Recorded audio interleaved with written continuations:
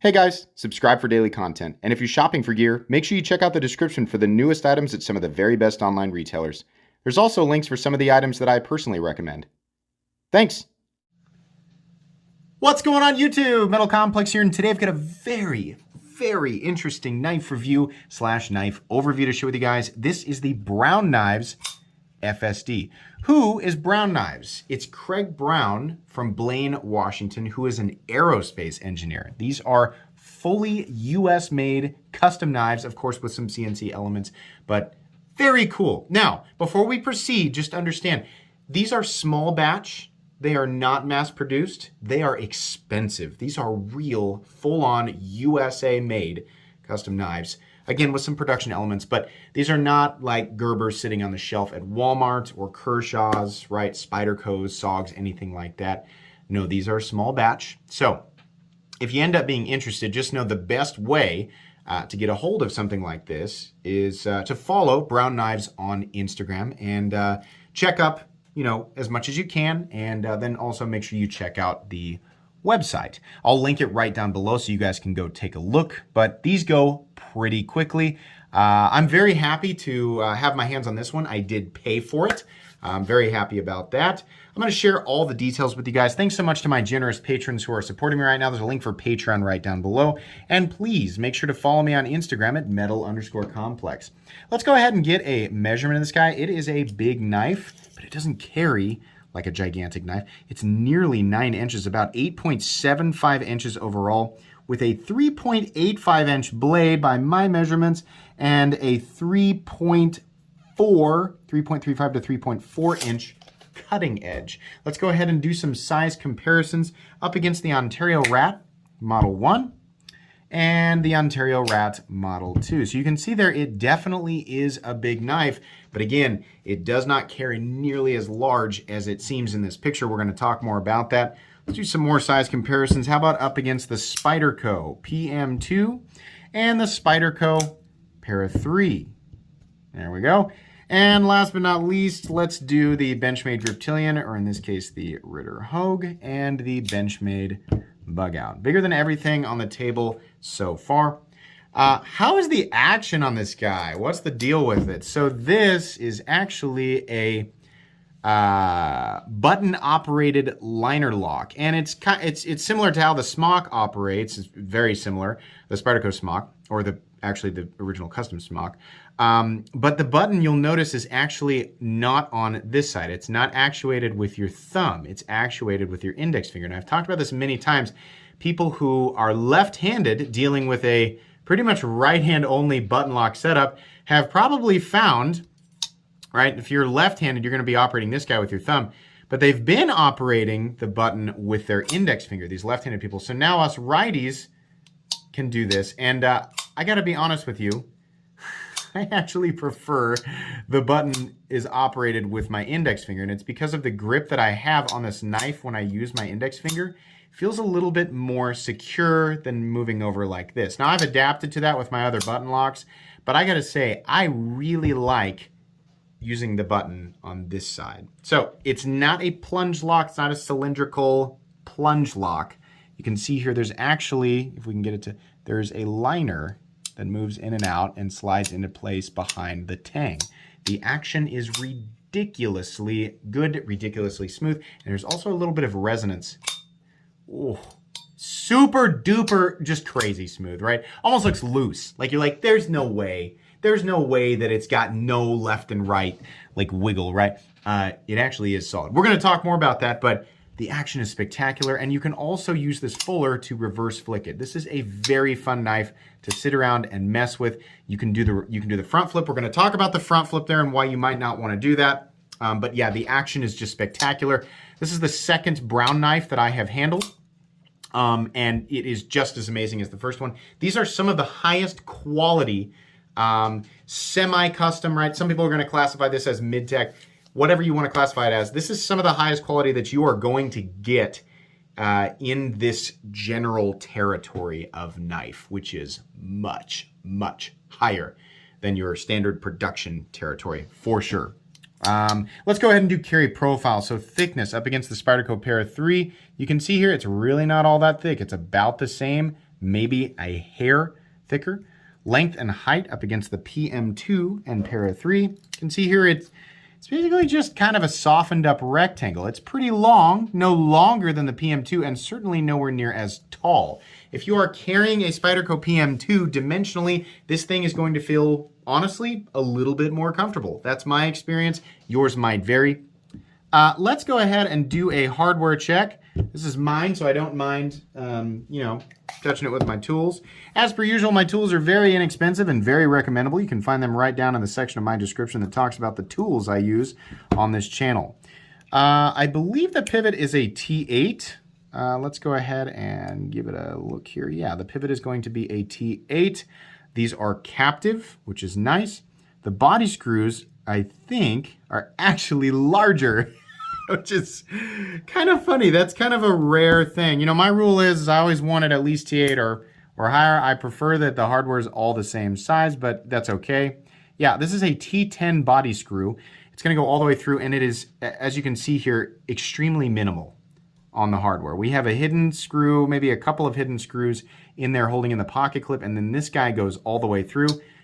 This is a very, the construction is simple. The design itself is complex and very detailed, but the construction is simple. This is very user-friendly in many ways, and it is something that is extremely appreciated. This is why I'm getting very particular about the knives that I pick up for myself and add to my collection, and this is part of the reason why I was so interested in this knife. Let's go ahead and measure blade stock thickness. It never gets old. If you're wondering, does it get old to flip that thing over and over and over again? No, it absolutely does not. This is an awesome, awesome knife for just sort of fidgeting. Also, exceptional for cutting and performance, but we'll get to that. Blade stock thickness is about, I'm getting about 150 thousandths. This knife has an aggressive hollow grind on it, which we are definitely going to talk about, but that's going to be the blade stock thickness there. Let's go ahead and weigh it. So materials, what are we looking at? Titanium, very, I don't want to say heavily milled out, but definitely milled out titanium. And then the blade steel on mine is CPM 20CV. They also come in CPM 154. If you want to know which one to get. So, I want everybody to pay attention to this. A lot of people are thinking right off the bat, why would I go for one in CPM 154, lowly CPM 154, when I could get the ultra premium CPM 20 CV, right? Is that what's going through your head? I have said for so long that the blade steel has very, very, in this territory, right? We're not talking about like, your 3CR13 MOV steels that are legitimately junk. No, CPM 154 is a high performance powder steel. It might not have the same level of edge retention as CPM 20 CV, but I'd like to remind people that it is definitely tougher and easier to sharpen, which are elements that people absolutely consider in user knives. I'll also remind you that you can regularly find knives that cost less than $100 in CPM 20 CV. So the knife steel alone in this case is not going to contribute a lot to the overall cost of the knife, and that is absolutely apparent in the final price tags. I'll tell you right now, these knives start at about $775, depending on what you get that's different, whether it's, anno or the slight difference in the blade finish or CPM 20 CV.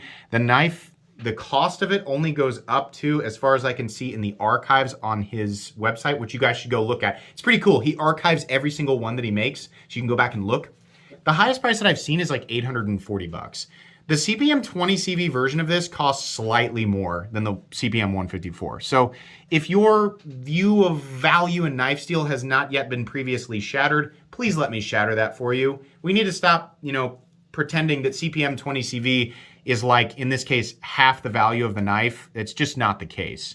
The opportunity that I had to buy this knife was a CPM 20 CV variant. I would have absolutely taken one in my favorite steel of all time, which is, surprise, CPM 154. So let's not get too crazy on where we categorize things in the ultra premium steel department or how much it has to do with the cost of this knife, because the vast majority of the cost of this knife comes from the fact that it is meticulously created in the United States by someone who is very good at what they do. It costs a lot to create this thing, right? So anyways, what were we doing? Oh, we were going to weigh it. there's your material cost there. All right, so weight on this guy, and there is, like I said, some milling going on the inside. On this side, we have nothing because we have the steel liner in there. But on this side, there's quite a bit. Can we see? Quite a bit milled out right there. This knife feels very light. Whatever the number comes up here, which is going to be reasonably heavy at 5.04 ounces, but not that bad. Remember, we're looking at a nearly 4-inch blade. Not perfect ratios, but if anybody who's handled one of these or carries them will say, wow, it really feels a lot lighter. Most people who own this right now will tell you it feels like a 4-ounce knife that's just really big because of the balance on it, which is very, very good. As far as where you put your fingers to hold this thing, it is literally balanced right on that spot, right here in the main area for your index finger. It's beautiful. All of this, the ergonomic lines and everything, wonderful. Have we gotten through that? Sorry, I got kind of off yelling about stuff. Let's go ahead and talk about this knife here. Wow, this is beautiful. So this comes in a couple of different milling patterns.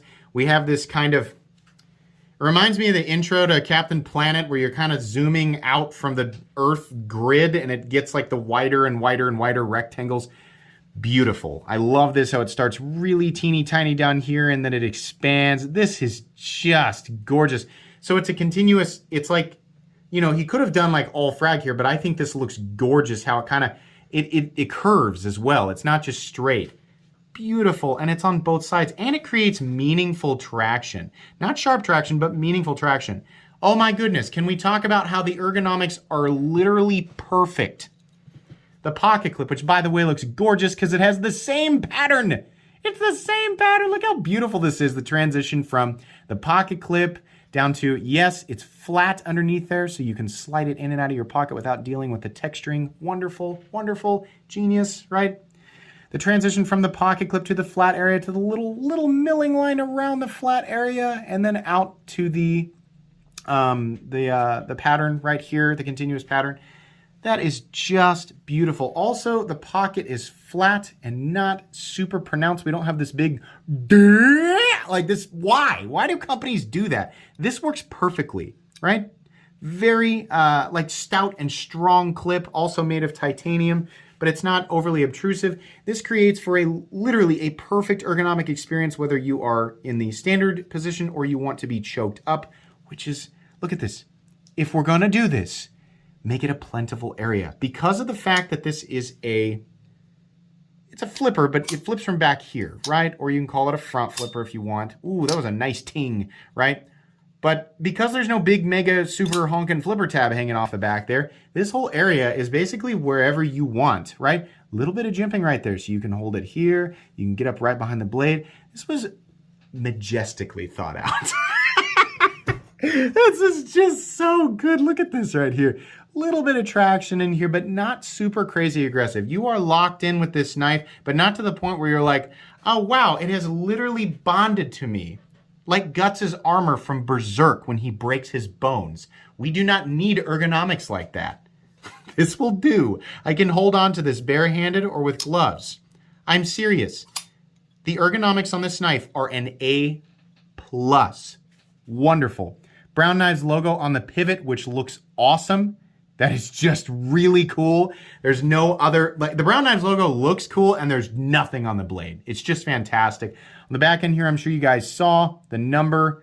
So you'll have the number that, you know, the number in the line. So mine was number 30 and then the 20, I believe signifies CPM 20 CV. Maybe you'll have a 154 on the CPM 154 versions. I'm honestly not sure, something like that, but I think the dash number will actually indicate which steel it is. So, like I said, two different milling patterns. You can get this one, or you can get more of a, I think it's like a bigger, broader, sort of just horizontal lines, which also looks good. And then he's got some generic ano that he does, which he does a very good job with. If you guys have seen his work in the past, you know that he is capable of bringing some of the most vibrant ano colors to the table. You have your blue and your bronze, and you know what? I bet he'll do some crazier stuff in the future. This is the first of these, and I think he's done 5 or 6 drops. I still get the emails periodically, so I know that he is absolutely making as many as he can. I believe he is just, his company is one person. I think it's him, right? So we cannot demand that he has thousands available for all of us to purchase at any one time. It's just one of those things, right? And you do have to be quick because these will sell out in minutes, best case scenario. That's just how it is sometimes, you know. But the different options that you have with these knives are spectacular. There's something there for everybody. Really cool. Let's talk about the blade. It looks like it's a satin finish. He actually told me, he said, I've got two, or at least this is what he told me when I was inquiring about these models and the different things that he's doing. He has a belt satin finish, and then he has a belt satin finish with a tumbled finish on top of it. And I think you can just barely see. That's what mine is. I was happy with the opportunity. I had to get one with the tumbled finish on top. You can just kind of barely see that there. There's a little bit of tumbling, and it looks good. The other version is just a plain satin finish. The inside of the fuller here, it's kind of more of like a matte tumbled finish. Really cool. I love that the fuller comes out and just sort of disappears at the end of the blade. You can see here there's quite a bit of material out at the tip. So I wouldn't, you know, there's no part of me that feels like the blade is weak at all, but it has an aggressive, oh, listen. You can hear the fibers of dead skin exploding off of my thumb. That edge is sharp. This will cut. There's a little bit, you know, the fuller's in the cutting path, so, you know, if you cut some, you know, cheese with your knife, you might get some cheese in the fuller. Let me give you a pro tip here. Wipe it out afterwards, and you'll be fine, right? That blade is beautiful and very, very performance oriented. This is an awesome knife. And I understand, you know, people's immediate reaction to expensive knives like this is that if you're going to buy it, or the people who do buy it obviously don't use them because they're expensive. Incorrect. I have knives in my collection that cost over $1,000 that I use, and knives that cost less than $1,000 that I don't use. It just kind of depends. But a lot of the people who are buying knives in this price range 100% use them. So just know that these are legitimately made to be used. They don't cut corners or make them fragile because they think that people are not going to use them. No, they are made to be used. Really nice. The final cutting edge, the final cutting bevel is extremely even. It's something that I've noticed with, you know, this, the other Brown, I think it was a Cortex that I handled. Perhaps there was even another one. I think I've actually handled 3 now. Every last little bit of the knife is perfect. There's no edge, there's no part of the knife that looks lazy or like they literally cut corners or anything. I mean, it literally looks perfect. It's, you know, it did not surprise me at all when I heard, oh, he's an aerospace engineer. I was like, oh, well, that makes sense. Because this literally looks like it was, you know, something made by somebody who is responsible for making sure that the parts and the structural, you know, integrity, I guess, of certain parts of, you know, I guess, aerospace mechanisms or crafts, you kind of have to make sure that stuff's perfect, right? I think that goes without saying. I'm not an aerospace engineer, but I'm going to guess that's one of the things you want to make sure is right. So, yeah, I look at this and I go, yeah, that makes sense, right? Really, really cool. So, blade is excellent. There's a little bit of jimping right here. I will tell you guys, this area right here is obviously made in a way that when you flip this, there's supposed to be a sort of comfort zone, right? So that if you land there, it's not uncomfortable. And that's the case, but that's actually not the problem. The problem is that this area right here, you see where there's a lip underneath here? Sometimes as this comes around, this can pinch you and get your finger stuck, especially right there. Ouch. So, when you flip this, and it usually happens, I found it happens sometimes when I front flip it, and it's my finger that's right here. Ooh, I've gotten myself there before, right? And I've gotten myself here. When you flip this, you want to light switch it and get your finger out of the way. This is one of the only, I think it's actually the only criticism I'm going to give this knife is that, right? And I was just like, it's so perfect, Doc, so perfect. So here's something that needs to be fixed. It's just my experience with this. It doesn't necessarily, I'm just saying when you flip this, move your finger backwards like a light switch. Don't leave it there. And when you front flip it, you need to make sure that this part of your finger is not right here because it will get pinched. I think this is an issue with a lot of front flippers that have a large space right there. I have definitely just been pinched by them in general. So it's just kind of an adaptation process, but something that, nobody likes to get pinched. So it's something I'm going to point out. Anyways, love the choice of hardware. Really nice. It's almost like just a tiny little decorative piece of hardware that's nice and flush with the surface here. It looks really good. Back here, this is gorgeous. Look how we have these little cuts here so that the backspacer is sitting a little bit wider than the gap between the two scales, and then there are cuts in the titanium to accommodate for it. Can you see what I'm talking about? Really nice. All those lines, everything meeting up beautifully. Every last little bit of this is so impressive. Oh my gosh, what are we gonna do? There's no option to attach a lanyard. Good, thank you. That's great. We don't have to look at anything. I mean, you could have put a bar back here or something for people who really want lanyards, but I just don't care. Underneath here, we can see, can we see? It might be kind of hard to see it, but it says it says Blaine. Maybe from this area, you're gonna have to read it backwards. Maybe, can I get a flashlight in there? Can we get like this? Right. Maybe I have to zoom up a little bit. You can see USA right behind the USA. Having trouble finding a spot for my flashlight. On this side, it says Blaine, Washington, USA. There we go. Right there. To say Brown, no, it says Blaine, Washington, and then I say it's just USA.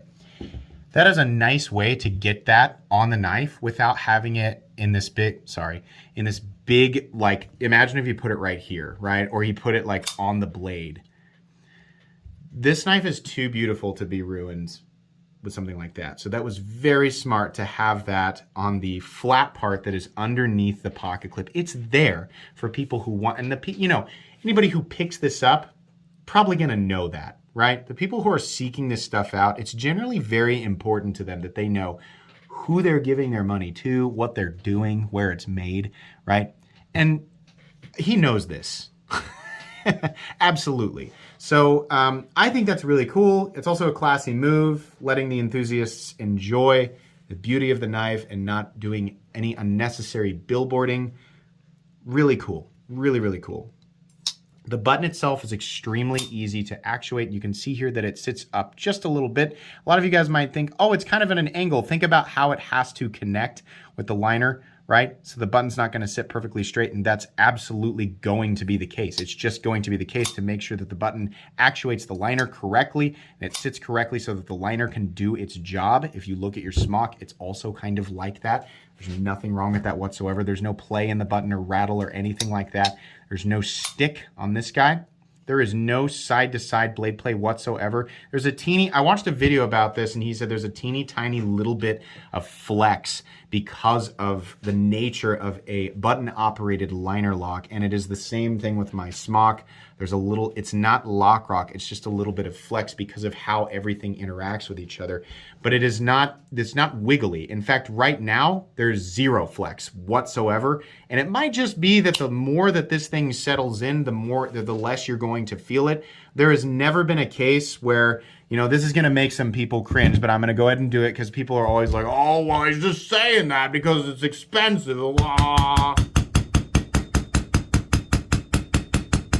Okay, so there you go. All right, now you guys can shut up about that. There is no part of me that is concerned whatsoever with this thing disengaging at all. This guy knows what he is doing. The geometry of the pieces that are responsible for locking up, the geometry is exactly right, and I can only assume that this will lock up more solid over time. It's the same right now. That's not going to do anything. Am I concerned that during use I'm going to accidentally push that button down and disengage the lock? So here's the only position where that's possible. I would have to be holding it like this, right? Because if you're holding it back here, you're not going to be on the button. If you're holding it like this, you're going to be on the button, right? I'm going to squeeze this as hard as I can. No, there is no way. You have to deliberately push that button. That is the only way that it is going to disengage. And again, this was obviously not lazily created. I am certain that he considered that as far as the depth of the button and where you're going to be gripping and all of that. I am 100% certain that he considered that. And that's why squeezing that thing as hard as I can and pushing on the back of the blade it's not disengaging, right? Still something to be cognizant of for sure, because there are times where if you are accidentally bumping it, if you are going and you have your finger on it, you're not paying attention because you're working or doing something with your left hand and some pressures on the back of the blade, well, just like in the case with any lock, a liner lock, whatever, if you're pushing on it and you're putting pressure on the back of the blade, it can disengage, right? So you still need to be cognizant of it, but during natural use, no. I think as long as you're being responsible, you're not going to have an issue with that. Stop pin is actually located on the, oh, let me find it. Sorry. Is it fixed in place? Where are you, stop pin? Are you in the front? Oh, it's over on the side. Can you see that little bar right there? Yeah. So there you go. That's pretty cool. And then your, let's go ahead and disengage it and feel for pivot lash. None whatsoever. No surprise there. Incredibly smooth. Even when the button or the detent ball is actually contacting, because there is a detent ball in this, it's actually contacting the blade. This is super smooth. The detent is wonderful.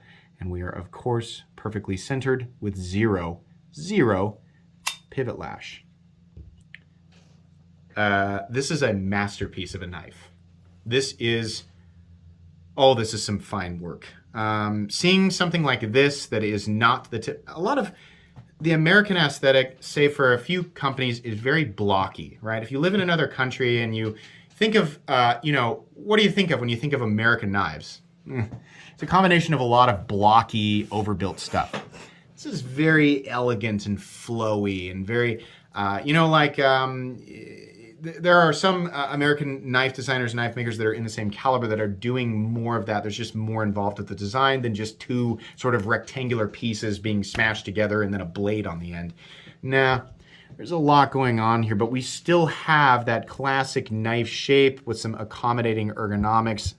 Beauty is there, right? This is a tool. It's designed as a tool, a convenient and easy to manipulate tool. It's well made and has interesting details when you look closely, little tiny accommodating factors. This is the type of stuff that makes me so happy to be a knife enthusiast, knowing that people like Mr. Brown are out there doing things like this. This is spectacular. This is going in my favorite knives of all time playlist, as well as my recommended knives playlist, which many of you know it is very rare for a knife that is this expensive to pop into my recommended knives playlist. I'm not going to sit here and say that that means that every single person who's watching this video needs to rush out and spend all of their time and energy trying to acquire one of these. That's not what that means. That means for people who are ready to spend money in this tier and they know what they want in this tier, the type of quality, et cetera, that they're looking for, they know what to expect. If you're gonna spend around $800 on a pocket knife, if you have entered this tier of the knife world, this is a spectacular choice, and I mean that.